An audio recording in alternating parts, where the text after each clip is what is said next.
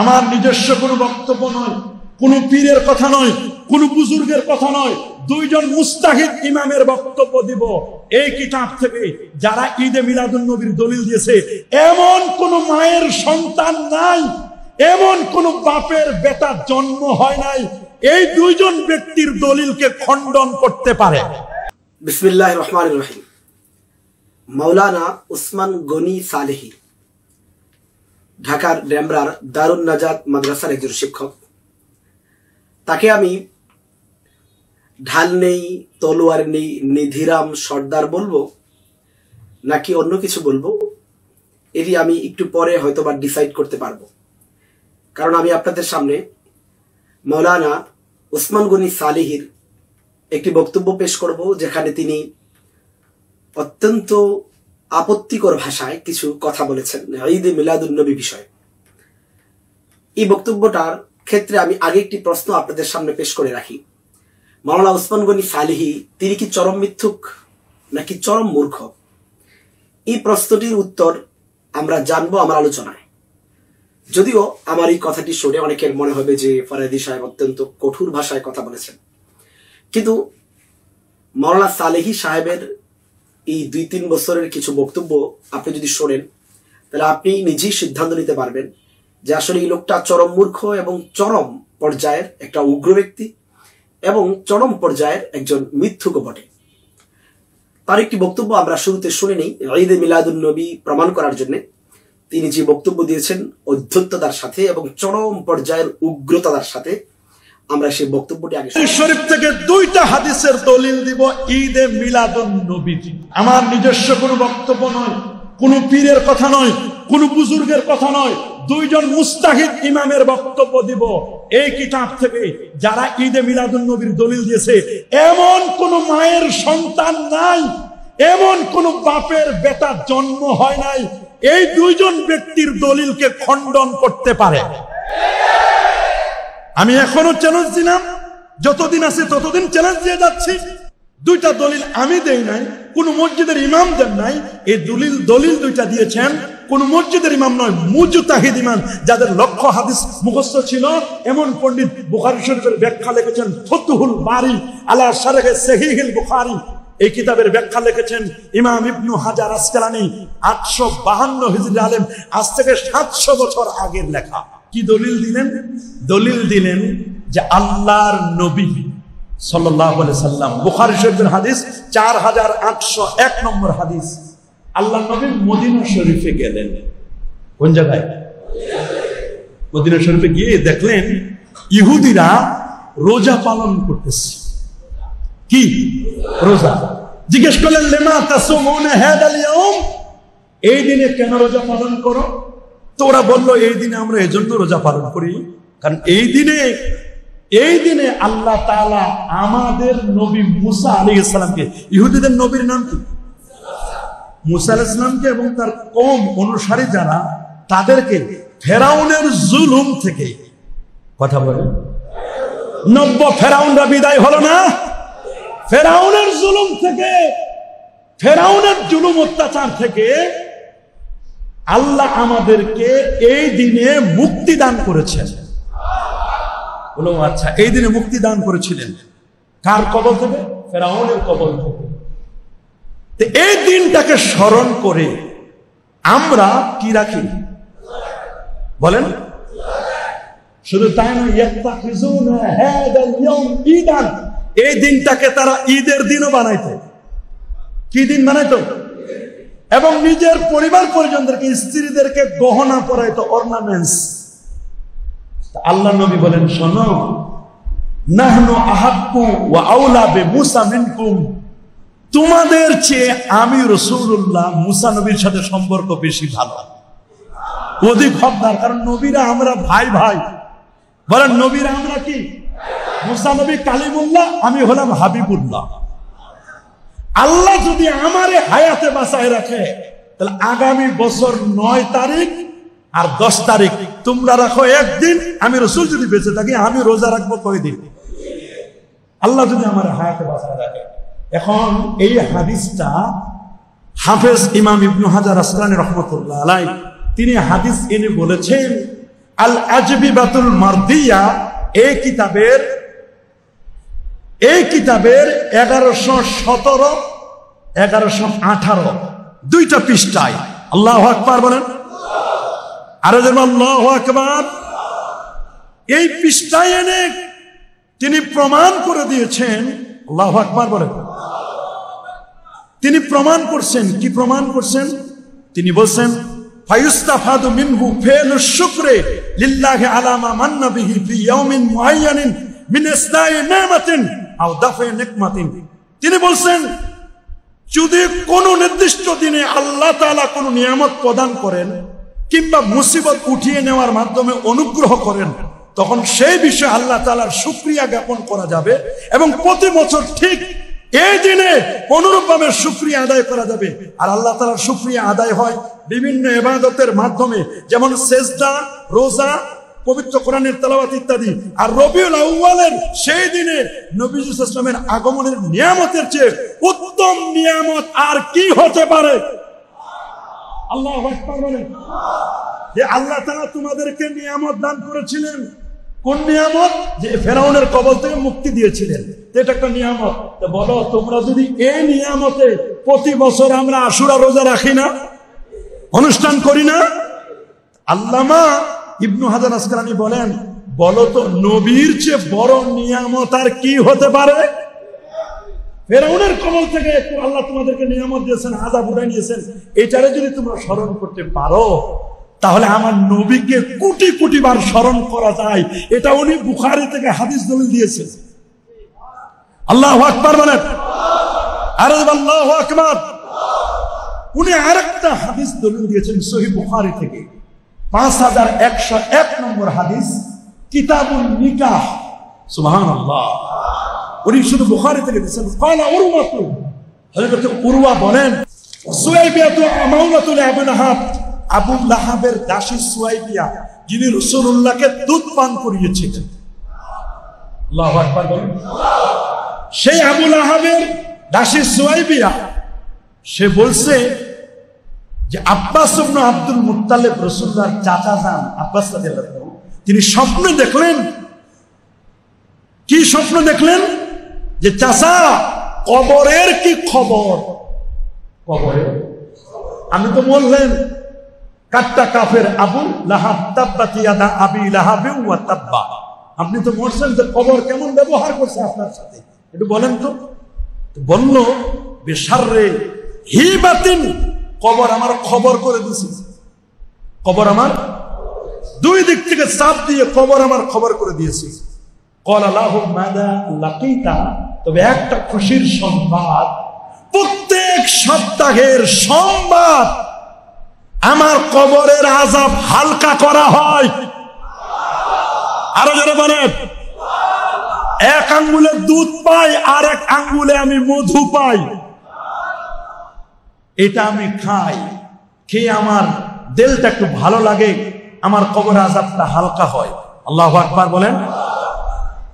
এই হাদিসটাকে কেন্দ্র করে আল্লামা জালালউদ্দিন সুয়ুতি, ওনার লেখা কিতাব এখানে আছে, আল হাবিউল ফতওয়া।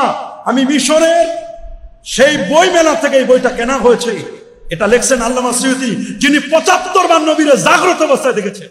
মাওলানা ওসমান গনি সালেহী সাহেবের যে বক্তব্য আপনারা শুনলেন, এই বক্তব্যের মাঝে মাওলানা সালেহী তার নিজের অজ্ঞতা, মূর্খতার সাথে সাথে তিনি যে একটা চরম পর্যায়ের মিথ্যুক, তিনি সেটিও প্রমাণ করে দিয়েছেন। আমি তার মিথ্যাচারের কয়েকটি পয়েন্ট তুলে ধরছি। নাম্বার 1, তিনি 2 জন মুজতাহিদের বক্তব্য দেওয়ার দাবি করেছিলেন, অথচ যেই 2 জন ব্যক্তির নাম তিনি বলে দলিল দিয়েছেন, সেই 2 জনের কেউই মুজতাহিদ নয়, বরং তারা মুকাল্লিদ ছিলেন। যেমন তিনি হযরত ইবনে হাজার আসকালানী রহমতুল্লাহি আলাইহি এর নাম বলেছেন, তাকে মুজতাহিদ পরিচয় দিয়েছেন, অথচ তিনি মুজতাহিদ ছিলেন না, তিনি ইমাম শাফিঈ রহমতুল্লাহি আলাইহি এর মুকাল্লিদ ছিলেন। দ্বিতীয়, তিনি আরেকজনের নাম বলেছেন, তিনি হলেন জালালউদ্দিন সুয়ুতি রহমতুল্লাহি আলাইহি। তিনি তাকেও একজন মুজতাহিদ পরিচয় দিয়েছেন, অথচ জালালউদ্দিন সুয়ুতি রহমতুল্লাহি আলাইহি ইমাম শাফিঈ রহমতুল্লাহি আলাইহি এর মুকাল্লিদ ছিলেন। তাহলে মুকাল্লিদকে মুজতাহিদ পরিচয় দেওয়া এটি সরাসরি মিথ্যা এবং ধোঁকা ছাড়া আর কি হতে পারে। 2 নাম্বার, তিনি দাবি করেছেন কোন মায়ের সন্তান, কোন বাবার সন্তান, এই 2 জনের ঈদ মিলাদুন নবী সংক্রান্ত দলিলের জবাব দিতে পারবে না। তো মজার জিনিস হচ্ছে ঈদ মিলাদুন নবী এর বিষয়ে জালালউদ্দিন সুয়ুতী রহমতুল্লাহ আলাইহি এবং ইবনে হাজার আসকালানী রহমতুল্লাহ আলাইহি থেকে কোনো বক্তব্য নেই।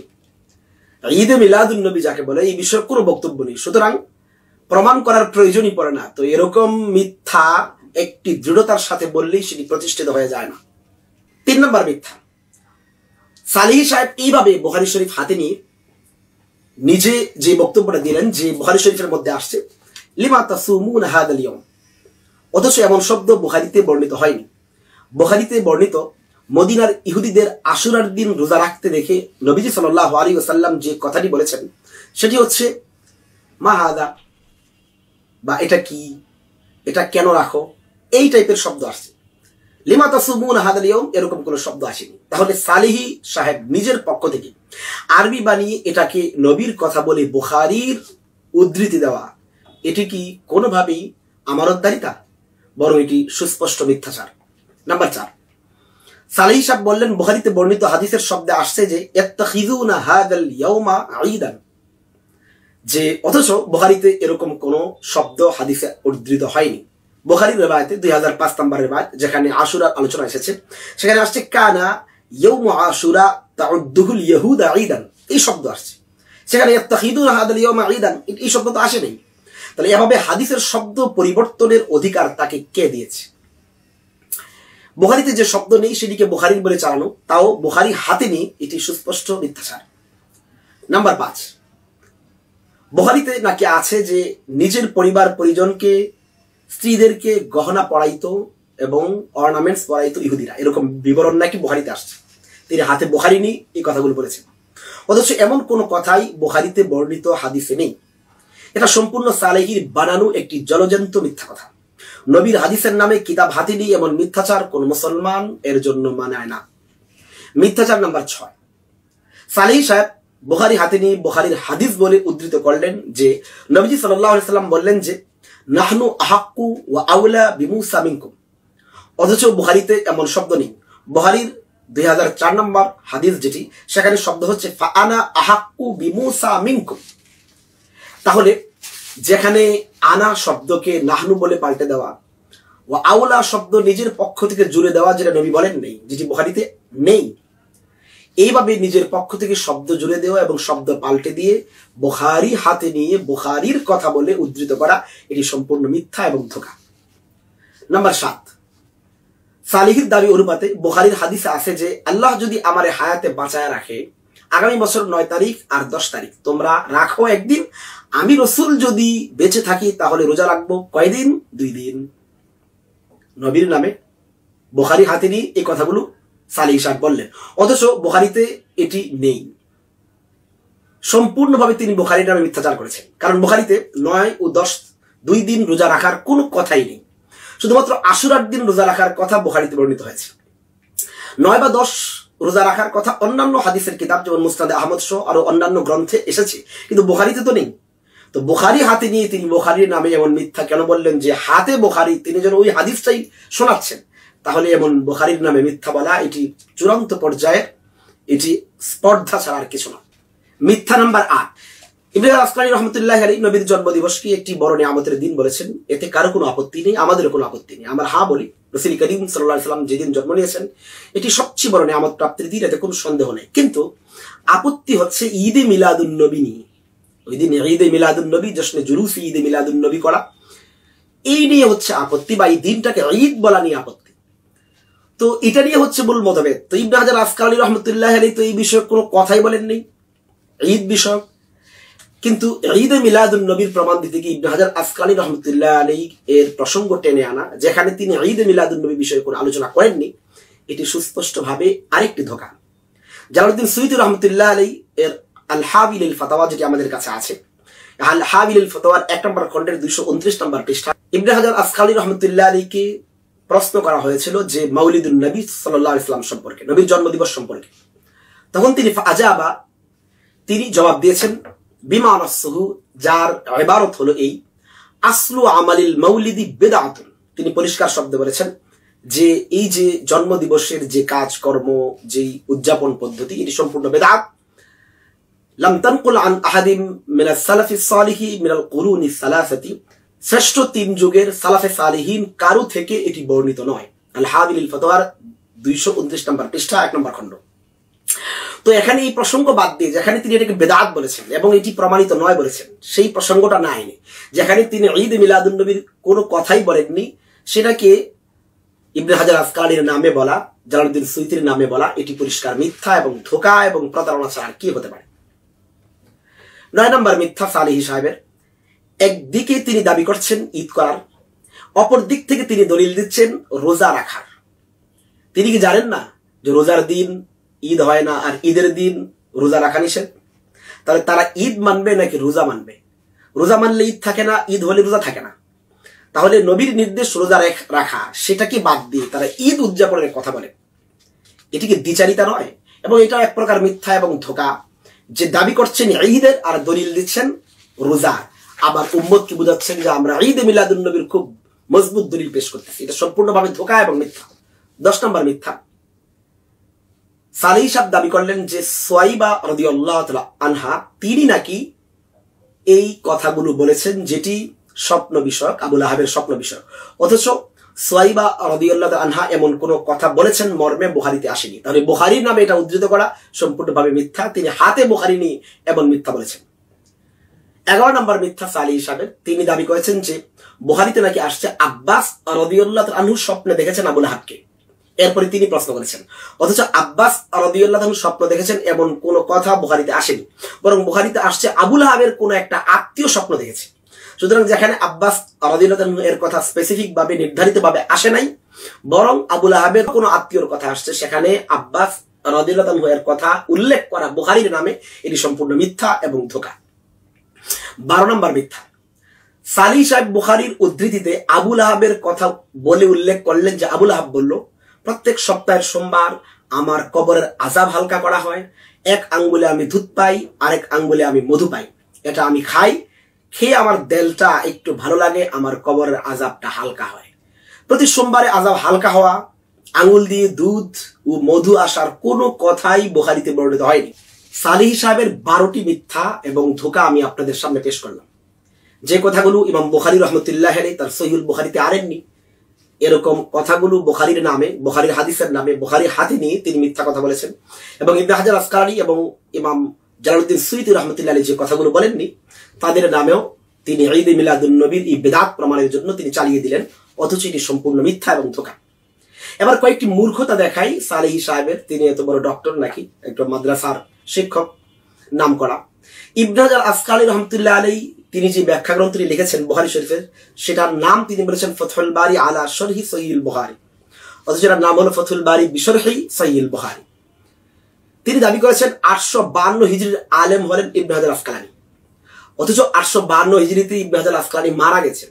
তো এটাকে 852 হিজরিতে যেখানে মারা গেছেন তাকে সেই সময়ের আলেম বলা, এটা তো আরো আগের আলেম ছিলেন, এটাও তার জন্য একটা অজ্ঞতার পরিচয় আমি বলে মনে করি। নাম হচ্ছে সাহাবিয়ার সুয়াইবা, আর তিনি বারবার বলতেছিলেন সুয়াইবিয়া, এটি তার অজ্ঞতার অংশ। আবু লাহাব যে ইবারত আসছে হাদিসে লিআবি লাহাব, লিআবি লাহাব, সেখানে তিনি পড়তেছেন লিআবু লাহাব, এটাও তার একটা অজ্ঞতার অংশ। বিশাররে হিবাতিন, বিশাররে হিবাতিন শব্দের তর্জমা তিনি করেছেন যে কবর আমার খবর করে দিয়েছে, দুই দিক থেকে চাপ দিয়ে কবর আমার খবর করে দিয়েছে। তিনি তর্জমায় বললেন এটা আবু লাহাবের কথা, অথচ এটি আবু লাহাবের কথা নয়, বরং এটি যিনি স্বপ্ন দেখেছিলেন আবু লাহাবের যে আত্মীয়, তিনি সেটা বলেছেন যে তার অবস্থা খুব খারাপ ছিল, আমি স্বপ্নে দেখেছি। তাহলে যে কথা হচ্ছে আবু লাহাবের আত্মীয় যে স্বপ্ন দেখছিল তার, এটাকে আবু লাহাবের কথা বলে চালিয়ে দিয়েছেন সালেহী সাহেব। এগুলো তার মূর্খতা এবং অজ্ঞতার অংশ। শেষ করছি, মাওলানা ওসমান গনি সালেহী যেভাবে অধ্যত্ত দেখি বুখারীর 2টি হাদিস দিয়ে তিনি ঈদ মিলাদুন নবী প্রমাণের হুঙ্কার দিলেন, আদতে তা ফাঁকা বলি ছাড়া কিছু নয়। তিনি আসলে কিছুই প্রমাণ করতে পারেননি। আর আশুরার রোজা দিয়ে ঈদ প্রমাণ করা এটি হাস্যকর ছাড়া আর কি হতে পারে? রোজার দিন ঈদ হয় না আর ঈদের দিন রোজা হয় না, সুতরাং ঈদের প্রমাণ দিতে রোজা প্রমাণ করা এটি হাস্যকর ছাড়া আর কি হতে পারে? দ্বিতীয় যে দলিলটি দিয়ে তিনি ঈদ মিলাদুন নবী প্রমাণের ব্যর্থ চেষ্টা করেছেন, এটি আরো হাস্যকর। যেটি তিনি দলিল দিয়েছেন বুখারীর এই রিওয়ায়াত উরওয়া থেকে বর্ণিত, সাহাবী থেকে বর্ণিত, কিন্তু এটি কোনো রাসূল করিম সাল্লাল্লাহু আলাইহি ওয়াসাল্লাম থেকে বর্ণিত হাদিস নয় এবং নবীজির কোনো কথাও নয়। এটি আবু লাহাব একটি নিকৃষ্ট কাফেরের একজন আত্মীয়। সেই আত্মীয়টা মুসলমান ছিল না কাফের ছিল সেটা হাদিসে নেই। আর কাফের থাকাটাই স্বাভাবিক। ওই সময় যেহেতু প্রায় সবাই কাফের ছিল, অল্প কিছু মানুষ মুসলমান ছিলেন। রাসূল করিম সাল্লাল্লাহু আলাইহি ওয়াসাল্লাম যে সময় দাওয়াতের কাজ শুরু করেছেন প্রথম, তাহলে একজন কাফের স্বপ্ন দেখেছে। আচ্ছা, একজন মুসলমান যদি স্বপ্ন দেখে সেটাই তো শরীয়তে হুজ্জত না, একমাত্র নবীর স্বপ্ন শরীয়তে হুজ্জত। তাহলে একজন কাফের স্বপ্ন দেখছে যে আবু লাহাব নাকি মারা যাবার পরে তার এই আঙুল থেকে কিছুটা পানি বের হয়, সেটা দিয়ে সে প্রশান্তি লাভ করে। তো নবীর হাদিস নয়, আল্লাহ বলেন নাই, নবী বলেন নাই, এটা হাদিসে বর্ণিত নয় এবং এটি কোনো রিবায়াত নয়, বরং একটি স্বপ্ন, তাও একটি কাফের স্বপ্ন। কাফের ছিল না, মুসলমান ছিল, কিছু জানা নেই। তাহলে একজন মুসলমানের স্বপ্ন যেখানে দলিল না, তিনি আবু লাহাবের এক কাফের আত্মীয় এর দলিল, আবু লাহাবের এক কাফের আত্মীয়ের স্বপ্নকে দলিল বানায় এই বেদাতকে চালু করতেছেন। এটি হাস্যকর ছাড়া আর কি হতে পারে বলে। আরো মজার বিষয় হলো সালেহী সাহেব নিজেই দলিল দিয়েছেন কোরআন কারীমের সূরা লাহাবের আয়াত তাব্বাত ইয়াদা আবি লাহাবি ওয়া তাব, যে আল্লাহ বলেছেন যে আবু লাহাব নিজে এবং তার দুই হাত ধ্বংস। যেখানে কোরআন বলতেছে, আল্লাহ বলতেছেন আবু লাহাবের দুটো হাত ধ্বংস, আবু লাহাব নিজেও ধ্বংস, সেখানে আবু লাহাবের এক কাফের আত্মীয় অথবা কে সে জানা নাই এমন একজন অপরিচিত ব্যক্তির স্বপ্ন দিয়ে দলিল দেওয়া হচ্ছে না আবু লাহাবের হাত ধ্বংস হয় নাই, সেখান থেকে মধু আসে, সেটা সে পান করে। কেমন হাস্যকর কথা! কোরআন যেখানে বলে হাত ধ্বংস হয়ে গেছে।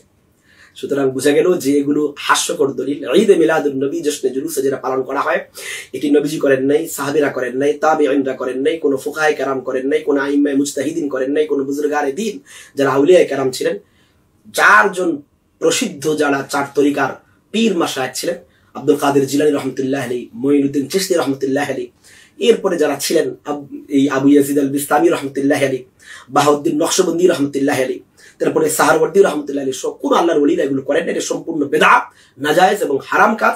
নবীর জন্মে আমরা অবশ্যই খুশি, তবে সেটাকে ঈদের দিন বলা এটি কোরআন এবং সুন্নাহ সম্মত নয়। সুতরাং এমন একটি বেদাতকে এতটা দৃঢ়তার সাথে মিথ্যা, ধোঁকা, প্রতারণা এগুলো দিয়ে প্রমাণ করার অপচেষ্টা করা খুবই নিকৃষ্ট মনের কাজ। তিনি চ্যালেঞ্জ দিয়েছেন, আমরা পাল্টা চ্যালেঞ্জ দিচ্ছি। উসমান গনি সালেহী সাহেবের যদি দুঃসাহস থাকে তাহলে আমাদের সাথে বসার সাহস করে দেখান। আপনি একজন মিথ্যুক প্রতারক, আমি প্রমাণ করে দিয়েছি। আপনি হাদিসের নামে মিথ্যা বলেছেন, বুখারীর নামে মিথ্যা বলেছেন, ইবনে হাজার আসকালানির নামে মিথ্যা বলেছেন, আপনি জালালউদ্দিন সুয়ুতীর নামে মিথ্যা বলেছেন। ইবনে হাজার আসকালানি যা বলেন না আপনি তা বলতেছেন, জালালউদ্দিন সুয়ুতী যা বলেন না আপনি তা বলতেছেন। যে কথা বুখারীতে নাই আপনি নবীর নামে, বুখারীর নামে মিথ্যা কথা বলেছেন। চ্যালেঞ্জ করলাম আপনাকে, আপনার যদি দুঃসাহস থাকে তাহলে আমাদের সাথে বসেন। আপনি যে বললেন যে আপনাকে চ্যালেঞ্জ করে বেড়াচ্ছেন, কার কাছে চ্যালেঞ্জ করতেছেন? আমরা আজকের এই ভিডিওর মাধ্যমে আপনার কাছে সেই চ্যালেঞ্জ আমরা দিলাম এবং আপনার চ্যালেঞ্জকে অ্যাকসেপ্ট করলাম। আপনি যদি প্রস্তুত থাকেন, আপনি যে একটা ধোঁকাবাজ, প্রতারক, মিথ্যুক, সেটি আমরা প্রমাণ করে দেব ইনশাআল্লাহ।